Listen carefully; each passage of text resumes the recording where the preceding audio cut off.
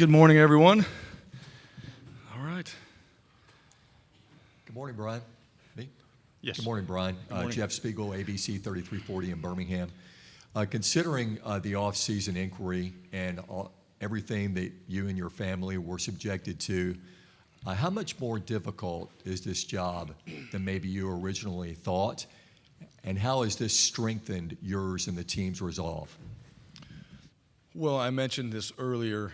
Matter of fact, just recently, coming out of the other press conference that we had there. Yeah, and I'll go back and just say it again. You know, we talked about those things at that time, and also talked about moving forward. And everything that we do, when we talk about the past, is just not helping our present and our future. And so, you know, the focus right now is just on this team. And I would say the players and the coaches, they moved on very quickly, because we all know we have work to do, and we're trying to build something with this football program at Auburn that's hopefully special. And right now, I think with where our team is at and where our coaches are at, you feel that. And so that's really been the entire focus. I think it's made our team stronger. It's made our staff stronger.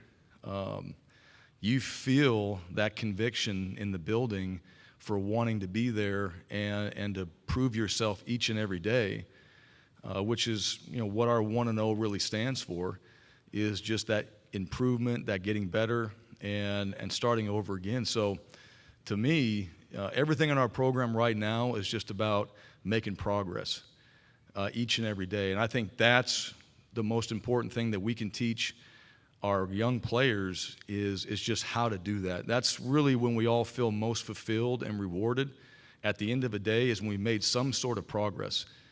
And I want every one of our players and coaches to feel fulfilled and rewarded at the end of each and every day, because we've made some sort of progress throughout the day. I mean, that's not just football, that's life.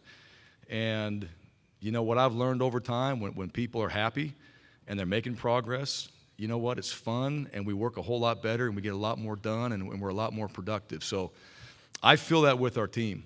I felt that coming over with Tank Bigsby and John Samuel Shanker, Derek Hall, like just sitting in that plane and flying over here together. Those guys, there's a great vibe. Like, they're fun to be around. It's enjoyable, and you know, we feel really good about the things that we've done leading up to this point, and we're excited about fall camp. Left side, fourth row. Good morning, Coach. Jacob Goins, ESPN 106.7 in Auburn. When you took over as the head coach here at Auburn, and even here in year 2, what are some of the major changes that you made within the program from the previous coaching regime to when you took over? Oh, I don't know about the previous. There was nothing, you know, it really wasn't about coming in and having a bunch of comparisons. It was just about what we had to do to get ourselves in a position to establish our program's expectations, and then, you know, some of the values that we hold in our program. And really, that's what it comes back to every day, right? We talk about winning an SEC championship and doing it with class. Well, what's class? Doing it with integrity. What's integrity? Doing it with academic excellence. Well, what's academic excellence? All right, and then going back and then taking that to the values. All right, that's our goal. What are our values? Well, character, discipline, all right, toughness, grit, conviction, those type of things. And trying to help our players and our coaches and everybody in that program understand what those things are. I mean, to me, that is the development piece that we're no longer talking about very much any longer. All right, we got 18 to 22-year-olds. We are trying to help them develop for the long game. It's the immediate success that we all want to have, because you know what? We want to win, and we want to make advancements each and every day. We want to make progress each and every day, but there's also the 30-year-old version of that player that no one talks about, and that was really important to me. When I got into coaching, that was very clear to me what the responsibility of the head coach was for the guys I worked for, is developing those players so that they could be successful way beyond our program. And some of that's lost right now. And right now, I mean, I think every single day in our program is like professional development. You know, you all pay money to bring people in to have somebody come talk to you, to share the same things that we talk about every single day. And I think our players are understanding that now. Every day is like professional development. So when you leave Auburn and you're done playing football at some point in your career, you can still go on and be successful. And there's nothing wrong with that. And I'm a big believer in it. And that's something that, we're trying to establish every single day. So every one of those things that we talked about, we have to go back and reevaluate where we are, what we're doing, how we're doing it. Maybe there's a better way that someone else is doing. Well, let's go take that. Let's go steal that and let's apply it to our program. If they're doing it better, let's go figure out how we can make it in our program better by using their plan. And, that's something that I think is extremely, extremely important. And so it's the immediate right now, but as a head football coach, you're thinking about how much further this guy's going to be in one more year. And you see it on our team. I talked about it earlier, just the advancement guys are making in their own individual efforts to just be better every single day. That's the best thing that we can give anybody, is that kind of development and process so that they have that for the rest of their lives. And to me, that's what we're trying to do. We're dealing with all these other things that try to distract us from that, but that's not what you, me, or any one of us, especially as you get older, that's not the most important thing. The most important thing is, do I have a plan? Do I have a process? Am I able to better myself each and every day? That's what everybody wants. And you either decide you want it at 18 or at 40, but it's somewhere everybody has that aha moment like, I need this. And we're just trying to get it done a lot sooner than most.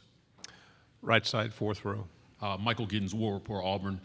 Coach, Derek Mason ran a lot of zone concepts on defense last year. With Jeff Schmedding taking over, what is this year's defensive identity going to look like? And second part, Vegas set the over-under for Auburn at 5.5 games initially, speculating that you are going to be an underdog to a lot of teams that you beat last year. What is the feeling internally about that and the message to the team? Well, first thing, so as far as schemes, and thank you for actually asking me a football question. All right, I do appreciate that. I just got done yesterday talking to some of the high school coaches in Alabama and got a chance to talk football and absolutely loved it. So scheme-wise, yeah, I mean, it really comes down to personnel. We'll play more man coverage. There'll be more man, and we did last year too. It wasn't zone. We did those things. Coach Mason does a great job on the defensive side, and we did those things. And a lot of it comes back to your personnel. How well we did it, all right, you got to go back and improve in some of those areas. But Coach Schmedding, whatever he has planned for our defense, it'll be a combination of all those things. And I know that. And like I said before, Coach Schmedding is a guy that I don't worry about Coach Schmedding. He cares more about what he's doing than I do. I mean, he is on it, and he will have that defense prepared and ready for what our personnel is and then what we have to do schematically to help us win that football game. Here's what I know, all right, as far as the records or whatever, all right? That doesn't come from our coaching, our peers. It doesn't come from the other coaches that we play. It doesn't come from the other teams that we play. And it comes from speculation, really from the media. And we don't play the media, all right? We don't. And so nobody's been in our walls and has seen what our guys are doing on a day-to-day basis. Nobody's been there at 6 a.m. watching those guys run decks on Friday morning. And so you have no idea. I do. I get to see them every day. I get a progress report on every one of our players every single day. I know where they are. And as far as I'm concerned, like, none of that matters. It doesn't matter. We're going to prepare ourselves to go play on Saturday. And we're going to try to be the best football team every Saturday when we step on the football field. That's what matters. Now, how you do that, that's what matters most to me. All right? How we do it from Sunday through Friday. And that's what our guys are learning. Sunday through Friday is really important for Saturday. And I've been in programs where Sunday through Friday are not that important, but Saturday is. And that's a mistake. So that's where our focus is at right now. I don't control what everybody says. And if someone said we're going to win every game, well, who? And does that mean we're going to? Absolutely not. So what we're going to do is we're going to continue to make progress. We're going to keep getting better. And the attitude and the mentality of this football team needs to stay what it is right now. Each and every day, whether we win or lose, all right, we got to have a certain way of handling that. And I think handling success is equally as important as handling failure. And so those are things that we're working on. It goes right back to the core of our program, the values and the things we're trying to teach these guys. And the byproduct is going to be winning football games. Last two questions. First is right here on the front, and then we're going to go third row, second on the end. Good morning, Coach. AP Stedham, WHEP, for Yes. Alabama. How are you? I'm doing good, Coach. Thank you. Yeah, good to see you. Yes, absolutely. Coach, what are some of the things you want to see from your starting quarterback? And are you a coach that doesn't mind playing a couple quarterbacks to be successful? Yeah. No, I have no problem playing a couple quarterbacks. We've done that in the past, and we've won championships doing that. So it's like any other position, right? One of the things about I really believe about football is if you deserve to play, we're going to find you a role, and that can also include the quarterback. And so if you got another guy that deserves to play, there could be an opportunity for him, and it's different by every game, and it's different by plan, but there will be an opportunity for him. What do we look for? We look for toughness. All right, and I've said this a lot of years, and this goes back. I played the position, I studied the position, and spent a lot of time, 10 years just going through, all right, talking to all these quarterback coaches, gurus, people, studying, watching, and just diving into, all right, what is it about quarterbacks that I think makes them successful? And the number one thing is toughness, and that's physically and mentally. You're going to take a hit from a corner that nobody blocked, and you got to get up, and get up fast, all right, because everybody's watching you. Mentally, you get way too much credit and way too much blame. All right, you got to be a guy, so that's one, toughness, preparation. If you don't prepare and listen to every story of every quarterback that's been the most successful, all they talk about is preparation, preparation, preparation. If you don't prepare, you're not going to be elite. All right, decision making. Well, if you don't make great decisions, you're not going to be on the field. So you're out there making a decision for the entire football team, not just the offense, not just for you, not just on that play, but everybody in that program, you're making decisions every time that ball is in your hands. And then the last one is accuracy. And we spend a ton of time on just the footwork piece, on placing that ball. If you want that ball on the outside number on a 12-yard out, and you want it on his outside number in stride, not inside, perfectly thrown, that can happen. But it takes a lot of work to do that. Your feet, your arm strength, all right, your eyes, all right, everything mechanically has got to be dialed in order to make that throw. And you're dealing with all the factors in front of you. So, and then the last piece that comes with that is leadership, but you got to do the first four. You're not going to be a great leader at that position if you can't do the first four. So those are things that I've always had for our quarterbacks. Those are things that go back to Kellen Moore. And I remember the first day I put it up on the wall in my office, and Kellen Moore's looking at it, and he's kind of smirking. And I got it back from the sign shop. I didn't even see it, but preparation was spelled wrong. So I ended up ripping it off the wall. I was so mad. I was so proud of this that I came up with this, and I ended up ripping it off the wall, and they were kind of laughing. But then I put it back up there, and Brett Rippon the other day sent me a picture of Russell Wilson's, and a lot of them are the same. And so those are things that I believe for that position we have to be successful. Our guys know that. Quarterbacks, they're very aware of it, and those guys are, I think, displaying a lot of those things. The toughness, we're going to find out who that starter is. Eventually, we'll find out what that looks like when we go out there and play, but I think it's those qualities. Final question, third row. Lyndon Blake, WBRC. Coach, the players have mentioned how bonded they are and how that's grown this offseason. What have you done outside the complex, off the field, to build that chemistry? Oh, we've done a few things. You guys saw the paintball event that we did. It was a good idea until it was the coaches versus the players, and then it became a bad idea, especially in the last game. So they all ganged up on us. But it was awesome. We had a great time. We also, we've been doing things. We've had these culture groups since I've been there, and I've done this back at Boise. So we have these unity groups, and we have these small culture groups. All right, about 17 of them, and every coach has about 5 to 6 guys.